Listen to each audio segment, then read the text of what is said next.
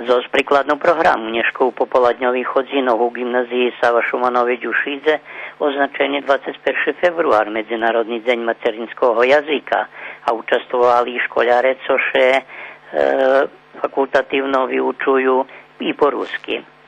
Včera u Šídze otrimaná schádzka obštinskej rady. Vyplacovanie stipendiov za veciach 400 studentoch počne prvých dňoch marca obecal predsedateľ obštiny Nikola Vasić. Od 52 točky dňového šora rozpatrení zvity o roboti 19 mestných zajednicoch i 5 ustanovoch kultúry a na predklad kancelárii za Kosovo obština Šiče zvratými zo Kosovskú kamenicu. Členi obštinskej rady priniesli odluku i zo budžetu vydvojili 50 000 dinari za tohoročné 20. stretnúce ruských osnovných i stredných školoch u Bačincoch po výmohy družstva za ruský jazyk, literatúru i kultúru zo Nového Sadu.